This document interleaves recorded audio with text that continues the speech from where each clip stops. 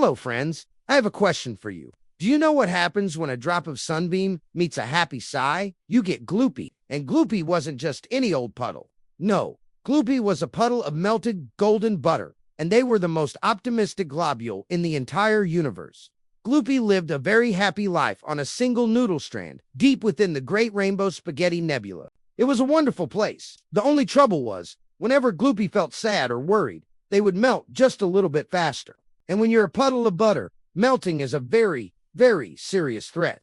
One Tuesday, or maybe it was a Thursday. Time is a bit tricky, and the nebula-long shadow fell over Gloopy.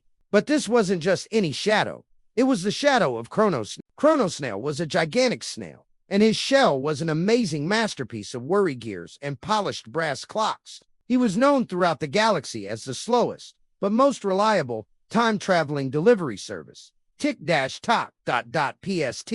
Delivery for the bravest soul, rumbled Chrono-Snail. His clock shell chimed softly, but he moved so slowly that his voice often arrived a full 3 minutes before he did. Oh wow, who is it for? Squeaked Gloopy, bouncing with excitement. This, of course, only made them jiggle more, which wasn't great for their structural integrity. It's not for you, little blob of sunshine, sighed Chrono-Snail, a sound that took a full 7 seconds to complete. It's a whisper of courage, and it has to be delivered to Mount Huffy by the time the pink polka dot moon sets. Now, Mount Huffy was not a nice mountain. He was absolutely enormous, perpetually grumpy, and his rocky face was frozen in a permanent scowl, like he'd just stepped in a puddle of disappointment. He lived light years away, far past the treacherous fields of the aggressive, bouncing rubber clouds. But Mount Huffy doesn't need courage, worried Gloopy. He's huge. He probably just needs a good nap, maybe. I'm the one who needs courage. I'm starting to feel a bit droopy just thinking about those clouds. Gloopy looked down, noticing with a jolt that the edges of their butter body were already thinning slightly. Chrono-Snail sighed again, another long 7-second exhalation. The rules are the rules, but I am moving at the pace of geological change. Can you carry it? Inside a tiny clear jar, a soft blue light pulsed gently. It was the whisper of courage. It was beautiful and bright. Gloopy carefully tucked a little jar into a fold of their golden body. For Mount Huffy, adventure ho. Their journey was immediately and completely ridiculous. First, they had to bounce across the bouncing rubber clouds. These weren't the fluffy, gentle clouds you might imagine. They were huge, firm, and they loved nothing more than to bounce you right into the void of space. Beoing. Gloopy had to stretch and compress, trying desperately not to spill the precious whisper. Every near miss made Gloopy more and more worried, and every worry made them melt a bit more, leaving tiny, shimmering trails of butter on the cloud tops. Next, they stumbled into the Valley of the Singing Socks. Here, hundreds of brightly striped, mismatched socks danced and sang terrible, off-key songs about lost laundry. Where is my pair? Doo-wop. Why am I alone?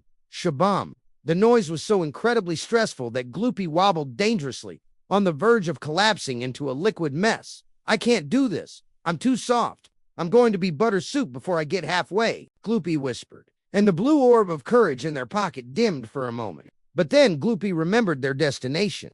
If they were this scared, just imagine how sad Mount Huffy must feel to need a whisper of courage in the first place. Gloopy took a deep, bubbly breath, focused on the blue light, and squished determinedly past the wailing footwear. Sorry, socks. Must deliver. Finally, they reached Mount Huffy. He was even huger, up close. A monstrous purple and gray frown silhouetted against the pastel sky.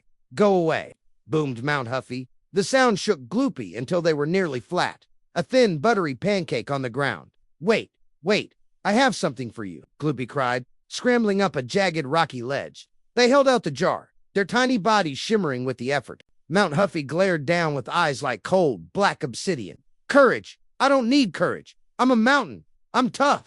I'm just ... sad. I missed the tiny blue bird that used to perch on my nose. She flew away last week. Gloopy stared. The colossal grumpy mountain was just lonely. And in that moment, Gloopy understood. Courage wasn't about being big or tough. It was about doing something hard, even when you felt like you were melting. So Gloopy didn't just give the jar to the mountain. Instead, they opened the lid and let the blue light float out. The whisper of courage didn't zap the mountain or make him roar. Instead, it gently split into 3 pieces. One piece floated to the mountains, stony-eyed. Another piece zipped right back to Gloopy. And a third, smaller piece settled right on Chrono-Snail, who had just managed to arrive, panting slightly. Mount Huffy sniffled, a sound like grinding boulders.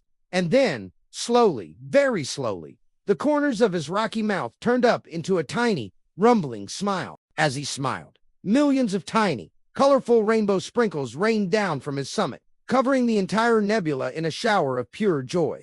Gloopy felt the whisper of courage settle deep inside them. Instantly, they felt firm, solid, and wonderfully unmeltable. They realized that the true delivery wasn't the orb in the jar. It was the kindness and the bravery they had shown to keep going, even when they were afraid of melting away. Chrono-Snail checked his watch, which chimed loudly. Delivery complete, only 74 minutes late, or perhaps 3 days early, depending on your frame of reference. And so, the optimistic melted butter, the clockwork snail, and the now sprinkly mountain enjoyed a perfectly absurd, perfectly wonderful afternoon, having proved that the smallest act of courage can bring the biggest splash of color to the universe. Thanks for watching our story today. If you enjoyed Gloopy's adventure, don't forget to hit that like button and subscribe for more tales from across the galaxy. See you next time.